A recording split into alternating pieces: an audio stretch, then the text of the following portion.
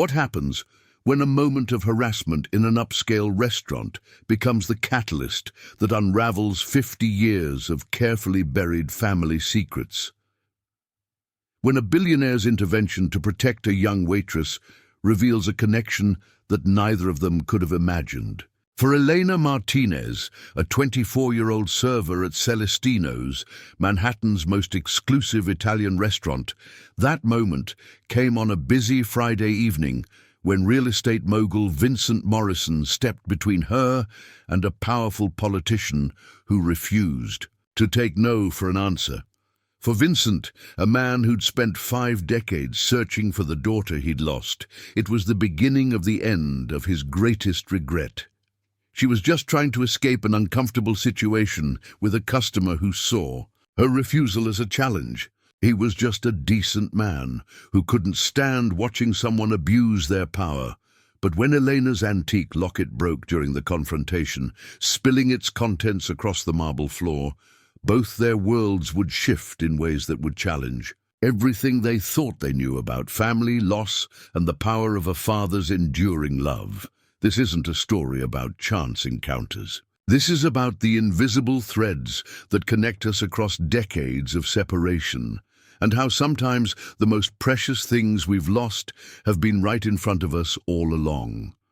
The warm glow of candlelight reflected off the crystal wine glasses. As Elena Martinez moved gracefully between tables at Celestino's, Manhattan's most exclusive Italian restaurant. At 9 p.m. on a Friday, the dining room hummed with the conversations of New York's power elite, tech moguls, political figures, entertainment executives, all conducting business over hand-rolled pasta and wine that cost more than most people's monthly rent. Elena had worked at Celestino's for 2 years, long enough to recognize the dangerous combination of wealth, alcohol, and entitlement that could turn an ordinary evening into a nightmare. She'd learned to navigate the subtle advances, the condescending comments, the way some customers treated her like part of the entertainment rather than a professional doing her job. Tonight felt different, though. Senator Richard Blackstone was holding court at Table 7, celebrating what the financial news had called the deal of the decade, a development project that would transform half of downtown Brooklyn into luxury condominiums. His table was loud with laughter and expensive champagne, but Elena had noticed the way his eyes followed her movements throughout the evening. Blackstone was a man accustomed to getting what he wanted. At 55, he wielded the kind of political power that could make or break careers, and his real estate connections had made him wealthy beyond measure. He was also married to a socialite 20 years his junior, though that hadn't stopped him from making increasingly inappropriate comments each time Eleanor approached his table. "Another bottle of the Dom Perignon," Blackstone said, as Elena cleared their appetizer plates, his hand brushing against hers in a way that was clearly intentional. "And sweetheart, make sure you bring it personally."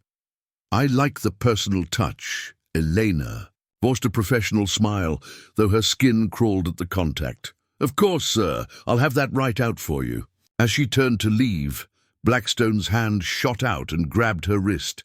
"Actually, why don't you join us for a drink? I'm sure my associates would enjoy the company of such a beautiful young woman." The table went quiet, his companions exchanging uncomfortable glances. Elena tried to pull her hand free, but Blackstone's grip tightened. "I appreciate the invitation, sir, but I'm working," Elena said, keeping her voice steady despite the panic rising in her chest. "I need to attend to my other tables." "Come on, don't be shy," Blackstone pressed, his voice carrying the arrogant confidence of a man who'd never been told no. "One drink won't hurt. I could make it worth your while."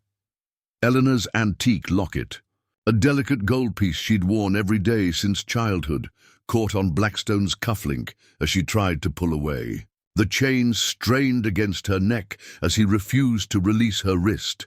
"Sir, please let go of me," Elena said more firmly, aware that other diners were beginning to notice the commotion. Blackstone's expression darkened. "Listen, sweetheart. Do You know who I am? I could buy this restaurant tomorrow and have you fired before dessert, so maybe you should reconsider your attitude." The threat hung in the air like poison. Elena felt trapped, caught between her need to keep her job and her desperate desire to escape this man's unwanted attention. The Locket chain was cutting into her neck now, but Blackstone seemed oblivious to her discomfort. "I believe the lady asked you to let her go." The voice was calm, authoritative, and carried the kind of quiet power that made everyone at the table look up. Vincent Morrison stood beside their table, his steel-grey eyes fixed on Blackstone with unmistakable contempt. At 68, Vincent commanded attention without effort. His presence filled the space around him, and even in the exclusive atmosphere of Celestino's, other diners turned to watch the confrontation unfolding at Table 7. Vincent Morrison wasn't just wealthy, he was legendary. His real estate empire spanned 3 continents, and his word could move markets. "This is a private conversation, Morrison," Blackstone said, though he released Elena's wrist. "I suggest you mind your own business. When you're harassing staff in a public restaurant, it becomes everyone's business," Vincent replied, his voice carrying clearly through the suddenly quiet dining room. "The lady has asked you to stop. I suggest you listen." Blackstone stood, his face flushed with anger and alcohol. "You have no idea who you're dealing with, old man. I have connections that could make your life very difficult." Vincent's laugh was cold and humorless. "Senator, I've been making real estate deals since before you learned to tie your shoes. Your connections don't intimidate me." The confrontation escalated quickly. Blackstone, emboldened by champagne and unused to being challenged, reached for Elena again. "She's just a waitress, Morrison. Stay out of this." Vincent moved faster than his age would suggest, stepping between Elena and Blackstone.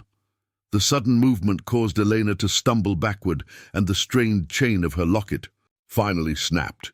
The delicate gold necklace fell to the marble floor, breaking open and spilling its contents across the restaurant's expensive tiles. Elena dropped to her knees, frantically trying to gather the scattered items before they were trampled by the growing crowd of onlookers. The locket had contained her most precious possessions, the only connections she had to a past she barely remembered. Vincent knelt beside her, his confrontation with Blackstone momentarily forgotten.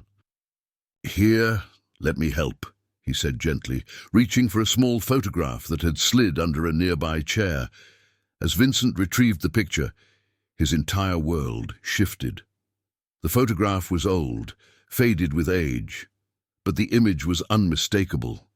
A young woman with dark hair holding a baby, standing in front of a modest house. Written on the back in faded ink were the words, "My sweet Elena, never forget you are loved. Mama, 1999. Vincent's hands began to tremble as he stared at the photograph. The woman in the picture was Maria Santos, the love of his life, who had disappeared 25 years ago along with their infant daughter. He'd spent decades searching for them, hiring private investigators, following false leads, never giving up hope that he would someday be reunited with his family. "Where did you get this?" Vincent whispered, his voice thick with emotion. Elena looked up from gathering the other contents of her locket, a small silver cross, a baby ring, and a folded piece of paper. "It's mine," she said defensively, sensing something significant in Vincent's reaction. "It's all I have left of my mother." Vincent studied Elena's face with new eyes, seeing features he'd memorized from his dreams. The dark hair, the brown eyes, the stubborn set of her chin that reminded him so powerfully of Maria.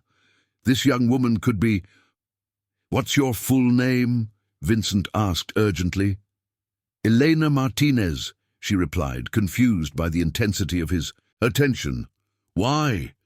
"Your mother's name was Maria Santos," Vincent said, and it wasn't a question. Elena's face went pale. "How could you possibly know that?" Vincent held up the photograph with shaking hands. "Because I'm the man who took this picture, 25 years ago, in front of the little house in Queens where we lived together, where we were planning to raise our daughter." The restaurant around them seemed to fade away as the magnitude of Vincent's words sank in. Elena stared at this powerful stranger who was claiming to know her mother, who was looking at her with an expression of desperate hope and recognition. "That's impossible," Elena whispered. "My mother told me my father was dead. She said he died before I was born." "Your mother lied to protect you," Vincent said gently, "just like she was trying to protect you when she disappeared with you in the middle of the night." Around them, the confrontation with Blackstone had been forgotten as other diners and staff gathered to witness this unexpected family reunion. But Vincent was oblivious to everything, except the young woman kneeling beside him on the marble floor, the daughter he'd been searching for since she was 6 months old. Elena picked up the folded piece of paper that had fallen from her locket, her hands shaking as she unfolded it. It was a birth certificate, her birth certificate, listing her name as Elena Santos and her father as Vincent Morrison. "I don't understand," Elena said, tears beginning to flow down her cheeks. "Why would she tell me you were dead? Why would she take me away from you?" Vincent's expression grew dark as painful memories surfaced. "Because someone threatened to hurt you both if she didn't disappear, someone who saw our relationship as a threat to their own interests." He looked around the dining room until his eyes found Senator Blackstone, who was watching the reunion with an expression of growing horror. "Someone who's been hiding in plain sight for 25 years, thinking he'd gotten away with destroying my family." The pieces began falling into place with sickening clarity. Vincent had been a rising star in New York real estate 25 years ago, competing for the same development deals that had made Blackstone wealthy. Maria had been a paralegal at the law firm that handled both their accounts, with access to sensitive information about pending transactions. "Blackstone," Vincent said, his voice carrying across the suddenly silent restaurant. "You son of a bitch, you threatened my family." Blackstone had gone white as he realized that his past was catching up with him. "I don't know what you're talking about, Morrison. You knew Maria had access to inside information about the Brooklyn waterfront development," Vincent continued, standing and helping Elena to her feet. "You knew she'd discovered your bribery scheme, your insider trading, so you gave her a choice: disappear with our daughter or watch both of them die in an accident." The accusation hung in the air like a physical blow. Elena looked between the two men, beginning to understand that her entire life had been shaped by this moment of corporate corruption and personal vengeance. "You made her choose between her family and her life," Elena said, her voice growing stronger with anger. "You destroyed everything we could have had together." Blackstone was backing toward the exit now, realizing that his evening of celebration had turned into a public exposure of his darkest crimes. "You can't prove anything," he said desperately. "It's the word of a grieving father against a sitting senator." But Elena was already pulling out her phone, her fingers flying across the screen. "Actually, Senator, I think I can prove quite a lot." She showed Vincent the screen, where she'd pulled up a social media post from earlier that evening, a selfie Blackstone had taken with his associates, celebrating their Brooklyn development deal. In the background of the photo, clearly visible on the table, were legal documents with Maria Santos's signature as the notarizing witness. "Mama kept records," Elena said, her voice filled with quiet triumph. "Every document she notarized, every transaction she witnessed. She kept copies of everything, including the evidence of your bribery scheme, and when she disappeared, she gave them to her sister, my Aunt Carmen, for safekeeping." Vincent felt a surge of pride in the daughter he was meeting for the first time. Elena had inherited Maria's intelligence and strength, along with his own stubborn determination to see justice done. 25 years, Vincent said, his voice carrying clearly through the restaurant. 25 years you let me believe my family was dead rather than face the consequences of your crimes. Blackstone made one last desperate attempt to regain control of the situation. Even if any of this were true, the statute of limitations doesn't apply to ongoing conspiracy and witness intimidation, Elena interrupted. Aunt Carmen has been getting anonymous threats for years, warning her to keep quiet about what she knows.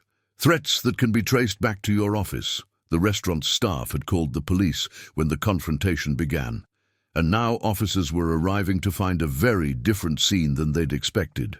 Instead of a simple harassment complaint, they were walking into the middle of a 25-year-old conspiracy being unraveled in real time. As Blackstone was led away in handcuffs, his political career effectively over, Vincent and Elena found themselves alone at a quiet table in the back of the restaurant. The evening's other diners had been relocated to give them privacy, and the staff had brought them coffee and tissues as they tried to process the magnitude of what had just happened. "I have so many questions," Elena said, wiping tears from her cheeks. "About you, about Mama, about why she never told me the truth." Vincent reached across the table and took her hands in his, marveling at the miracle of touching his daughter after 25 years of separation. "She was protecting you the only way she knew how. Maria was brilliant, brave, and absolutely devoted to keeping you safe." "Tell me about her," Elena asked. "Tell me about us, about what our life was like before." Vincent's eyes grew distant as he remembered those precious 6 months when they'd been a family. "Your mother was the smartest person I'd ever met. She could speak 4 languages, had a memory like a computer, and could see through any legal loophole or corporate deception. That's what made her so valuable to the law firm, and so dangerous to people like Blackstone." He pulled out his phone and scrolled through old photos, stopping at one that made Elena gasp. It showed Vincent and Maria at a picnic with baby Elena, sleeping in Maria's arms. "We were planning to get married," Vincent continued. "I'd bought a ring, picked out a venue, even started looking at houses in Westchester where we could raise you properly. Then one morning I woke up and you were both gone. No note, no explanation, nothing." "She must have been so scared," Elena whispered, looking at the photo of her young mother. "Terrified," Vincent agreed. "But she was also the strongest person I knew. She managed to disappear completely while keeping you safe and ensuring that Blackstone's evidence survived to eventually expose him." Elena touched the broken locket around her neck, understanding now why her mother had insisted she wear it every day. "She told me this was all she could give me of my past. I thought she meant memories of her, but she really meant memories of you." "She was remarkable," Vincent said softly, "and she raised an equally remarkable daughter. The way you handled yourself tonight, the courage you showed in confronting Blackstone, that's pure Maria Santos." They talked until the restaurant closed. 25 years of separation, bridged by shared memories and the love that had never died despite the forced separation. Elena learned about Vincent's unsuccessful search for them, his refusal to remarry or have other children because he never gave up hope of finding his family. Vincent learned about Elena's childhood with Aunt Carmen, her mother's death from cancer 5 years earlier, her struggle to pay for college while working multiple jobs, and her dream of becoming a lawyer like her mother. "What happens now?" Elena asked as they prepared to leave Celestino's. Vincent smiled, seeing Maria's determination in their daughter's eyes. "Now we make up for lost time, and we make sure Blackstone pays for every year he stole from us." "I meant what I said about Mama's evidence," Elena said. "Aunt Carmen really has been keeping records all these years, financial documents recorded. Phone calls, copies of legal filings, everything needed to prove Blackstone's corruption." Then we'll make sure it sees the light of day, Vincent replied. Your mother deserves justice, and so do you. 6 months later, Vincent and Elena stood together in a federal courthouse as Senator Richard Blackstone was sentenced to 20 years in prison for bribery, conspiracy, witness intimidation, and a dozen other charges related to his real estate empire. The evidence Maria Santos had preserved had unraveled not just Blackstone's political career, but an entire network of corruption that had infected New York's development industry for decades. Elena had quit her job at Celestino's and was now working at Vincent's company while attending law school at night. Her tuition paid by the father who was determined to give her every opportunity that had been stolen by Blackstone's threats.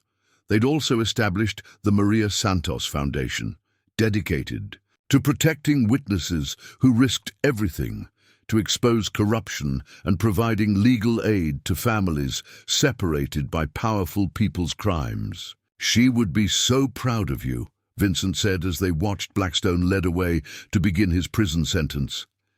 She would be proud of us, Elena corrected, for not giving up, for finding each other, for making sure the truth finally came out. Vincent looked at his daughter, brilliant, brave, and absolutely devoted to justice, and saw Maria's legacy living on in every choice Elena made. The locket that had broken during that confrontation at Celestino's had been repaired and now held new photographs. Vincent and Elena together, Maria's memory honored, but their future bright with possibility. The harassment that had started as just another entitled man refusing to accept no had become the catalyst that reunited a father and daughter and brought down a corrupt senator. But more than that, it had proven that love really can conquer time, that family bonds can survive decades of separation, and that sometimes the most powerful weapon against injustice is simply refusing to stay silent. Elena's story reminds us that courage comes in many forms.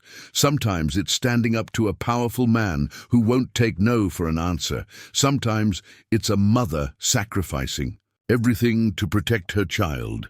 And sometimes it's a father never giving up hope of finding his lost family. But in the end, the greatest courage is choosing to trust in love, even when it seems impossible that love could bridge the vast distances that circumstance has created.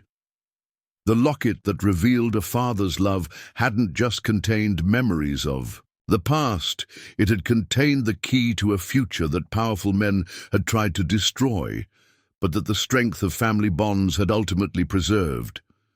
If this story touched you, share it with someone who believes in the power of truth and family. And don't forget to subscribe for more stories where love, courage, and justice always find their way.